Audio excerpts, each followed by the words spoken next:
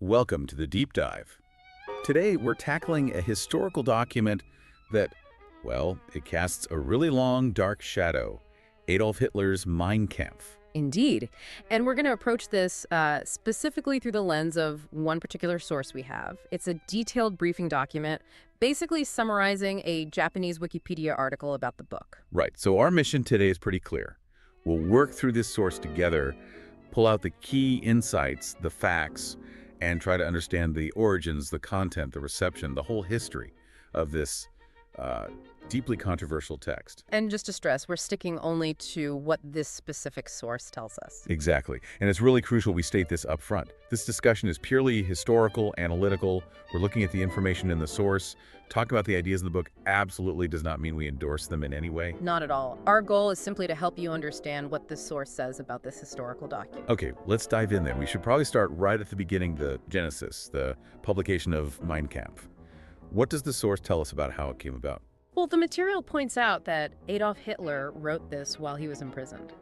This was after the failed Munich Putsch back in 1923. Ah, yes, the beer hall putsch. His attempt to seize power in Bavaria, which failed, and landed him in Landsberg Prison. That's the context. Right, in prison. And the source notes he actually dictated the text initially, first to Emil Maurice. Yes, and then famously to Rudolf Hess. Hess too, that's right. And apparently, after he was released, others were involved in editing. Bernhard Stempfel, Joseph Czerny are mentioned. And what's interesting, according to the briefing, is that even with all that editing, the writing was described using this Japanese phrase.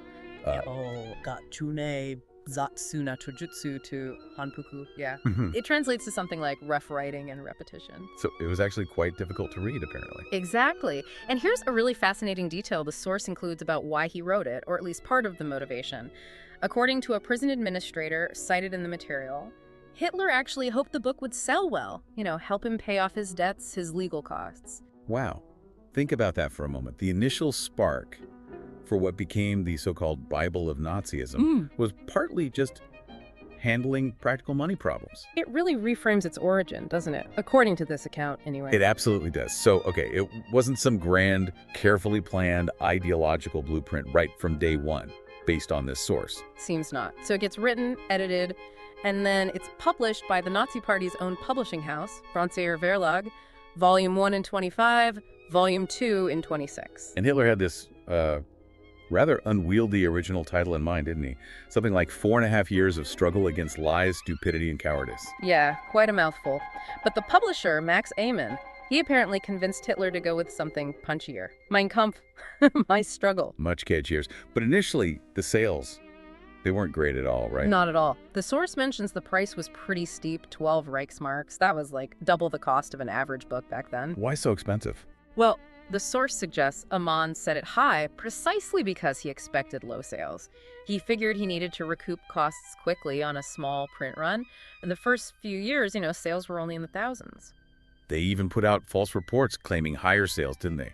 But things changed. Oh, dramatically. The numbers really took off with the rise of the Nazi Party itself, especially after in 1930. That's when they brought out a cheaper combined edition too. 8 Reichsmarks. And then, once the Nazis actually took power in 1933, the book's status just completely transformed. Totally. It became effectively the national Bible in Germany. The source details how municipalities would order copies to give to newly married couples. Really? Like a state-sponsored wedding gift? Pretty much. There were special presentations, deluxe editions, covers embossed with city crests, messages from mayors. You name it, they even produced a Braille version. And all this buzz, the mandatory gifting, It brought Hitler millions in royalties. Huge amounts. But here's maybe one of the most striking things from this source. Despite these massive sales numbers, we're talking around 10 million copies by the start of World War II, many buyers, well, they didn't actually read it. That's a crucial point the briefing highlights. Why buy it then?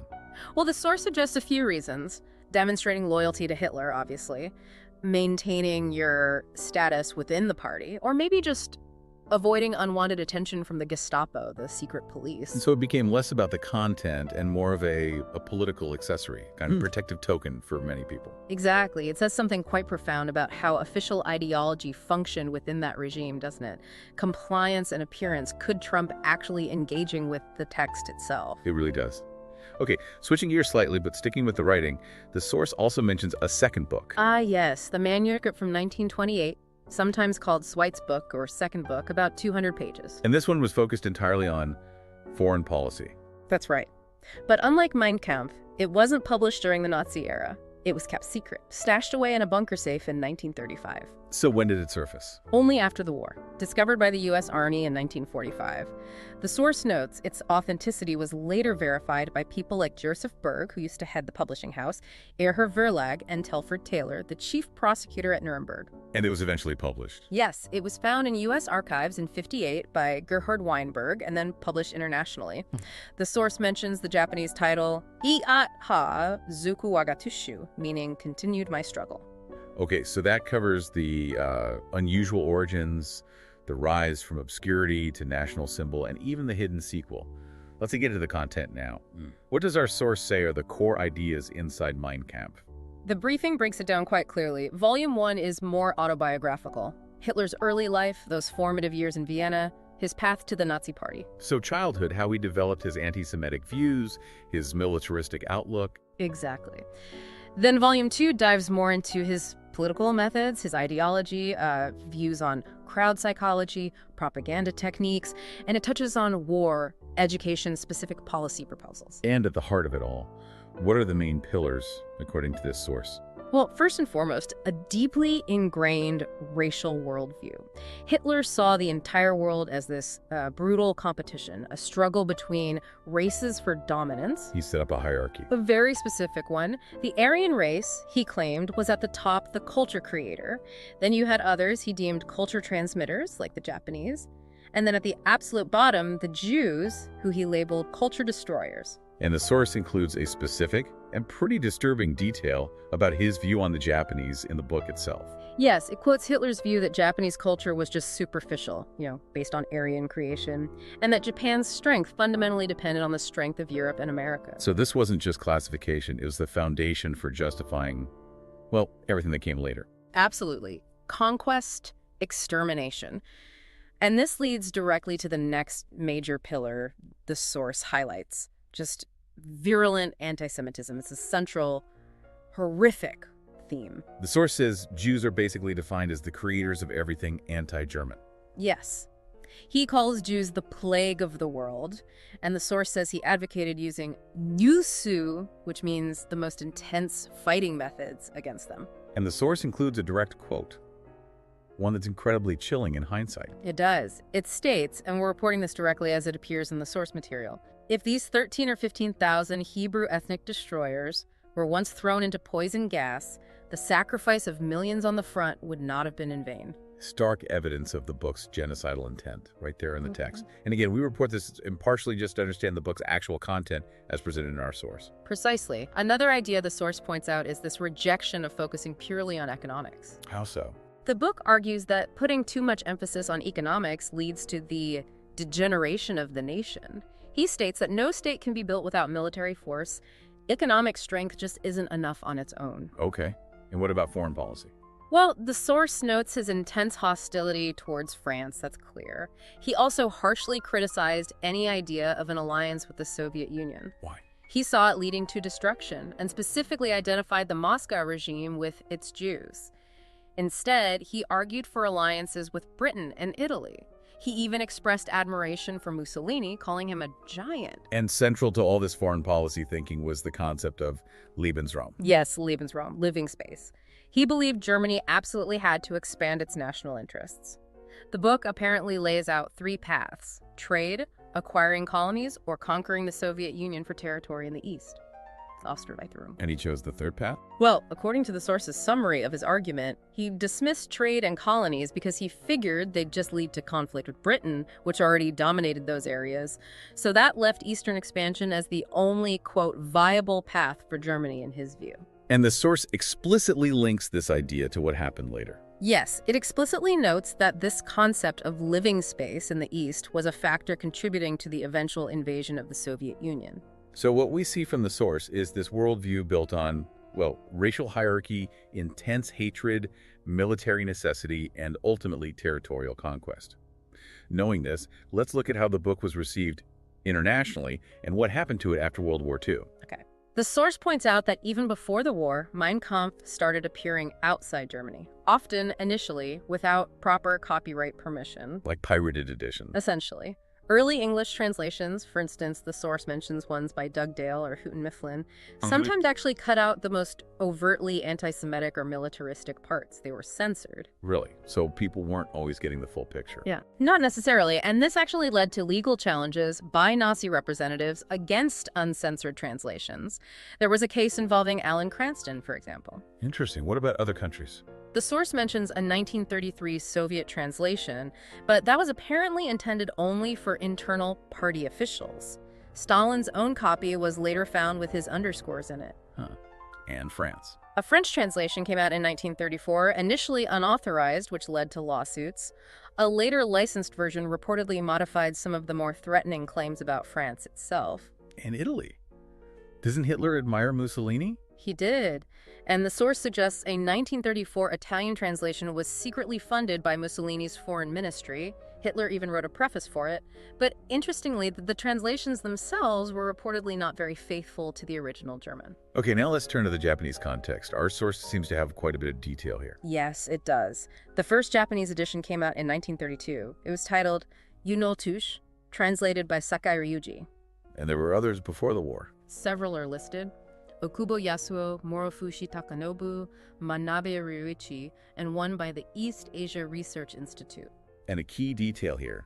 Some of these weren't even based on the German original. That's right. The source highlights that some translations, specifically Okubo's and Morofushi's, were actually based on English versions, not the German. Which might have already been censored. Exactly. And crucially, the source emphasizes that Japanese translations frequently omitted or changed the derogatory sections about Japanese people themselves. The part about them being just culture transmitters. That kind of thing. While the briefing does note that one figure, Shinohara Shui, stated some complete translations did exist, like the one from the East Asia Research Institute's censorship seems to have been pretty common. Even the government got involved. Yes, the Japanese Foreign Ministry produced its own translation. And according to the source, it specifically left out sections considered not good to let the public see. Like what? It gives examples like comparisons Hitler made between loyalty to the Austro-Hungarian emperor and the Japanese concept of their national polity, the kokutai, things deemed sensitive or unflattering. Wow. And yet, despite these insulting passages, the German original was used in schools. Remarkably, yes. As a textbook in German language classes at some pre-war high schools in Japan.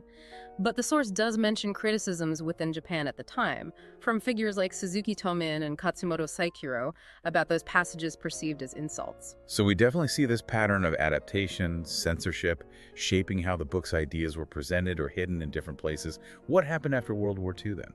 Well, in Germany itself, the book's fate changed completely. Because Hitler's last official address was in Bavaria, the copyright transferred to the Bavarian state government after the war. Any family claims were denied. And they used that copyright. Actively. Publication and reproduction inside Germany were largely prohibited under laws against inciting hatred. The Bavarian government basically used its copyright to prevent any German publication for decades. But internationally. Translations remained available. The source mentions that controversy back in 1999 when the Simon Wiesenthal Center criticized Amazon and Barnes & Noble for selling it online. They temporarily pulled it, didn't they? They did, briefly, before returning to selling it. And there's also a collector's market, those pre-war deluxe editions, signed copies. They fetch high prices. The source notes a London auction in 2005 where a signed first edition went for £23,800. And post-war Japan. Did editions reappear there? Yes. Kadokawa Shoten started publishing a paperback version in 1973. The source mentions it gained sort of notoriety after the 1997 Kobe child murders case, as the perpetrator had reportedly read it. And there was even a manga version. Published in 2008, yes. The book seems to have these strange surges in popularity elsewhere, too, more recently. The source does report that. It became a bestseller among young people in Turkey around 2005. It was reportedly distributed by Kim Jong-un to party cadres in North Korea. And it was apparently a bestseller in India around 2002 as well. Which brings us to a really significant recent event. The copyright expiring. Exactly. December 31st, 2015, 70 years after Hitler's death, the book entered the public domain in Germany. And this immediately led to plans for An annotated edition. Yes, by the Institute of Contemporary History, the IFZ in Munich. They'd actually been planning this since 2012, specifically aiming to provide critical context, historical background, essentially to counteract potential misuse by neo-Nazis or Holocaust deniers once the copyright lapsed. But there was some pushback initially. There was. In 2013, the Bavarian government actually withdrew funding and support for the project. This was apparently due to opposition from Holocaust survivors. They even suggested they might use incitement laws against publishers of annotated versions. But they changed their minds. They did in 2014. They reversed course and ultimately allowed the annotated academic publication to go ahead. And so it was finally published in Germany. January 8th, 2016, the IFZ published the annotated edition. It was the first official German-language publication in Germany since the war. And, quite unexpectedly, it became a bestseller. Really? How popular? The initial print run sold out in hours. Something like 85,000 copies were sold in the first year alone. Wow. But the debate continues, I imagine. Oh, absolutely. Some Jewish groups remain uncomfortable with its availability, understandably. But historians generally support the annotated version for critical study. The source also mentions a more recent French annotated edition from 2021, similarly focused on detailed academic analysis called Historiciser le mal, historicizing evil. Okay, finally, let's touch on some of the evaluations and debates about the book itself, as captured in our source material. I mean, obviously, it's universally condemned for its racism, its role in Nazism, and the Holocaust. Without question. But even people close to Hitler had, well, complex views, according to the source. Albert Speer, for instance, recalled Hitler calling it an old book, feeling he'd kind of committed himself too early on certain things in it. And Goering. Hermann Goering reportedly said Hitler was too changeable. You couldn't really predict his goals just from the book. He saw it more as just a basic philosophical framework. The source even points out a potential contradiction. The book's disdain for the masses versus Hitler's later mastery of mass propaganda. Maybe it just reflected his earlier thinking. Even Mussolini, Hitler's ally, wasn't impressed. Apparently not. The source says Mussolini found the book boring, claimed he never read it, and called Hitler's beliefs banal. We also have perspectives from early party members and from Japan again. Yes, Konrad Haydn, an early Nazi, apparently showed it to friends as important but privately criticized it. And in Japan, the source mentions Navy officer Inoue Narumi. He read the German original while stationed in Berlin and strongly disliked its racial prejudice, especially against people of color. This actually fueled his opposition to Japan joining the Tripartite Pact with Germany and Italy. And there was even a published critique in Japan. Yes, by military figure Ishihara Kanji, titled Mein Kampf Hihan, published right at the end of the war in 1945. What about figures like Churchill? Winston Churchill offered a famous assessment. He called it a book requiring intensive study, describing it quite vividly as a new Quran of faith and war. Turgid, verbose, shapeless, but pregnant with its message. Others were less focused on the message and more on the method. Like the American critic Kenneth Burke, who wrote about its rhetoric, seeing these hidden aggressive intentions within the language, and Henry Kissinger. Well, he found the philosophy itself banal and fanciful. Just a vulgar summary of existing right-wing extremism, he thought, not intellectually significant like, say, Marx's Das Kapital. And the source mentions one more, perhaps surprising, positive reception in Japan. Yeah, this is quite striking. The Japanese religious group Soka Gakkai apparently published an article back in 1941 that introduced Mein Kampf and actually praised Hitler as a modern Chakramartin that's like an idealized righteous monarch in Buddhist tradition. Wow. Okay, and this debate about the book's role, it carries on today, especially around education. Very much so. After the copyright expired, the German Teachers Union actually advocated using that 2016 annotated version as a textbook in schools.